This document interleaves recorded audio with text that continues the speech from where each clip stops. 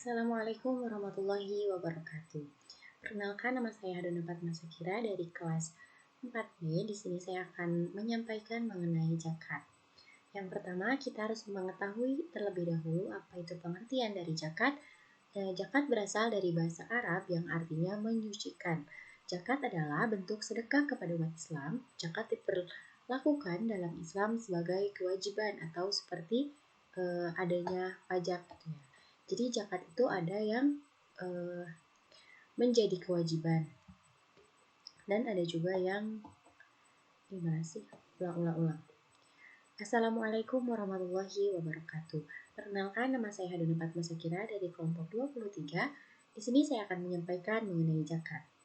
Nah, yang pertama, kita harus mengetahui dulu apa itu pengertian dari zakat. Zakat berasal dari bahasa Arab yang artinya itu menyucikan. Nah, zakat adalah bentuk sedekah kepada umat Islam. Zakat juga diperlakukan dalam Islam itu seperti kewajiban kita untuk menunaikan zakat. Nah, sifatnya itu seperti pajak gitu. Selanjutnya, di sini ada rukun-rukun zakat. Yang pertama itu ada niat zakat, kedua ada mustahik zakat atau yang menerima, dan yang terakhir itu ada harta yang dizakatkan. Nah, di sini hukum zakat. Hukum zakat di dalam Al-Quran juga dijelaskan bahwa zakat adalah hal yang wajib bagi umat muslim yang mampu secara finansial. Menunaikan zakat dilakukan demi keselamatan dunia dan akhirat. Surat Al-Quran yang menerangkan tentang zakat seperti surat Al-Baqarah ayat 43, At-Taubah ayat 103, Al-Maidah ayat 55, An-Naml ayat 3, dan lain sebagainya. Masih banyak lagi yang menjelaskan mengenai zakat di sini. Nah, jadi zakat itu hukumnya itu wajib bagi umat muslim yang mampu secara finansial. Nah, itu hukumnya itu menjadi wajib untuk menunaikan atau mengeluarkan sebagian rezekinya. Lalu ada syarat-syarat wajib zakat. Yang pertama itu syaratnya Islam, yang kedua cukup haul atau setahun, lalu semua hartanya itu milik sendiri atau milik pribadi. Lalu yang keempat didapatkan dengan cara halal dan benda yang akan dizakatnya pun itu halal. Lalu cukup nisab itu batas minimum perhitungan zakatnya, karena pengeluaran zakat itu juga ada ketentuannya pengeluarannya. Lalu merdeka, dan yang terakhir itu tidak mempunyai hutang. Jadi selain kita mempunyai hutang, kita tidak diwajibkan untuk membayar zakat, diutamakan untuk terlebih dahulu menunaikan hutangnya tersebut. Selanjutnya ada mustahik zakat. Nah, apa sih mustahik itu? Nah, mustahik di sini yaitu orang yang berhak menerima zakat. Yang pertama itu ada mu'alaf, yang kedua itu orang yang berhutang, yang ketiga itu orang fakir. Nah, orang fakir itu orang yang tidak mempunyai harta dan tidak mempunyai tenaga untuk memenuhi kebutuhannya. Nah, itu disebut dengan orang fakir. Ya, orang fakir itu dia tidak memiliki harta dan tidak memiliki tenaga untuk memenuhi kebutuhannya. Nah, itu disebut dengan orang fakir. Lalu ada orang miskin. Nah, orang miskin di sini itu orang yang bekerja tapi tidak mencukupi kebutuhannya atau dalam keadaan serba kurang. Selanjutnya ada amil. Nah, kita sering dengar ya amil zakat. Nah, amil zakat itu yaitu orang yang mengelola zakat. Lalu ada sabilillah, yaitu orang yang sedang berjuang di jalan Allah. Selanjutnya ada hamba sahaya dan ada ibnu sabil. Nah, jika ibnu sabil itu orang yang sedang melakukan perjalanan. Nah, itu merupakan mustahik zakat. Selanjutnya syarat kekayaan yang wajib dizakati. Nah, ini kekayaan atau harta yang kita miliki. Syaratnya itu yang pertama itu milik sendiri, berumur 1 tahun, terus berkembang, cukup nisabnya, dan tidak memiliki hutang, lalu lebih dari kebutuhan pokok. Nah, jadi setelah dihitung-hitung kebutuhan pokok itu sudah tercukupi nih. Nah, jadi itu semua kekayaan itu yang sisanya itu wajib dizakati. Selanjutnya ada jenis-jenis zakat. Yang pertama itu ada zakat fitrah. Nah, ini udah gak asing lagi ya teman-teman. Yang pertama zakat fitrah itu apa? Zakat fitrah adalah zakat yang harus dibayarkan bagi seorang muslim yang sudah mampu untuk menunaikannya. Zakat fitrah merupakan zakat yang wajib dikeluarkan 1 kali dalam setahun. Nah, biasanya kita itu akan keluarkan pada hari Raya Idul Fitri atau menjelang hari Raya Idul Fitri. Lalu yang kedua ada zakat mal.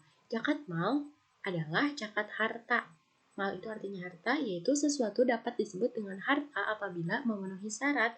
Syarat tersebut adalah dapat dimiliki, disimpan atau dikuasai dapat diambil manfaatnya sesuai dengan harta tersebut. Nah, itu merupakan zakat mal. Selanjutnya zakat fitrah.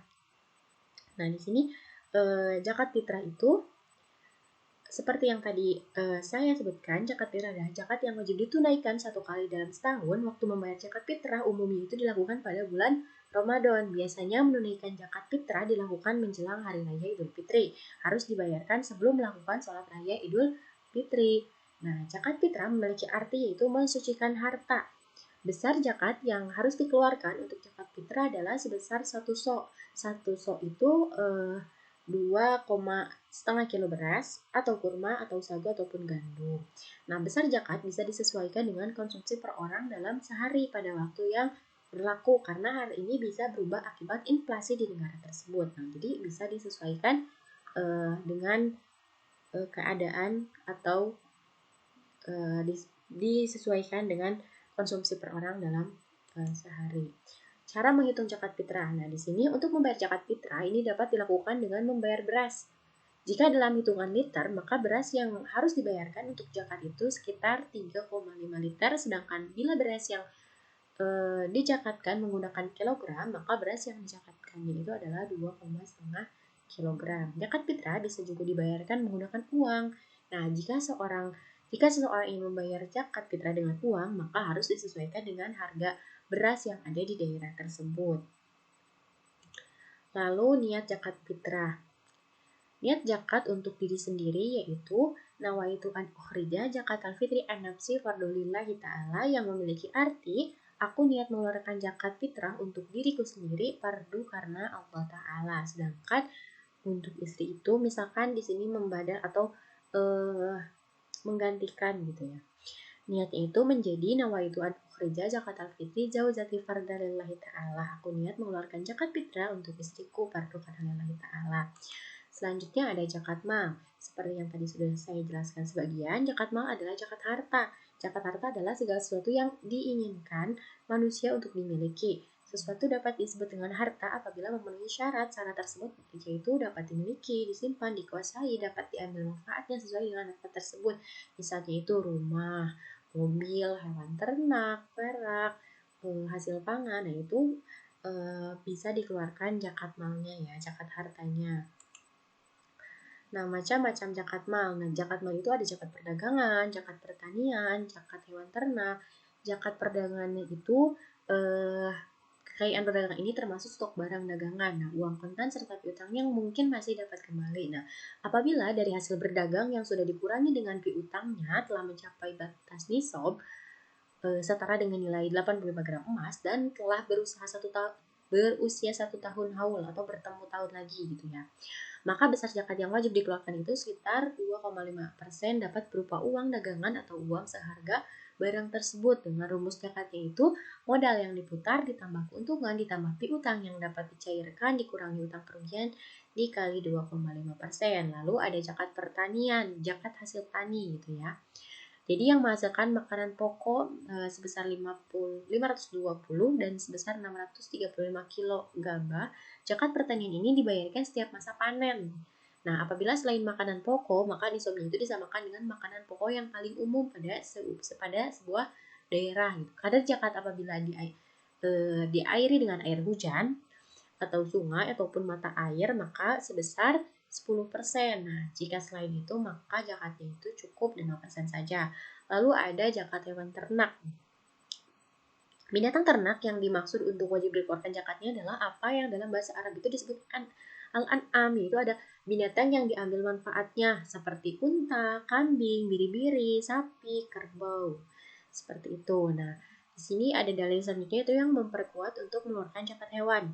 Setiap unta yang digembalakan, zakatnya setiap 40 ekor adalah seekor anak unta betina yang selesai menyusu. Lalu, zakat emas dan perak. Zakat emas dan perak itu hampir sama dengan zakat perdagangan, yaitu sekitar 2,5%. Ada zakat profesi, zakat investasi, ada zakat tabungan. Nah, itu pun jika profesi dan tabungan itu biasanya 2,5% dan zakat investasi itu dikeluarkan 5% untuk penghasilan kotor dan sekitar 10% untuk penghasilan bersihnya.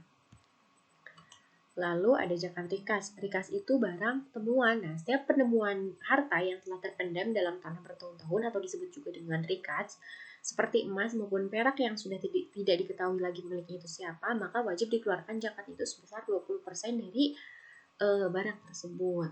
Lalu ada zakat ma'adin, barang galian. Nah, di sini selain barang temuan, ada pula juga barang galian, yaitu segala sesuatu yang dikeluarkan dari bumi yang memiliki harga seperti kayak timah, emas, besi, perak, perunggu, dan lainnya yang memang kita gali untuk dikeluarkan. Itu pun memiliki itu pun diwajibkan untuk mengeluarkan zakatnya, dan kadar zakatnya itu biasanya sekitar 2,5%. Nah, dari hadis ada hadisnya yang menyampaikan mengenai zakat ma'adin, yaitu bahwa Rasulullah SAW telah menyerahkan ma'adin Qobaliyah kepada Bilal bin Al-Haris Al-Mujani. Ma'adin itu hingga kini tidak diambil darinya, melainkan zakat saja. Nah, lalu dari hadis di atas menunjukkan bahwa ma'adin itu adalah ada zakatnya, serta menyatakan bahwa dari ma'adin tersebut tidak diambil melainkan zakat saja. Dari kedua keterangan itu dapat dipahami bahwa zakat yang diambil dari ma'adin itu berupa zakat emas dan perak, yaitu sekitar 2,5%. Sekian, terima kasih. Wassalamualaikum warahmatullahi wabarakatuh.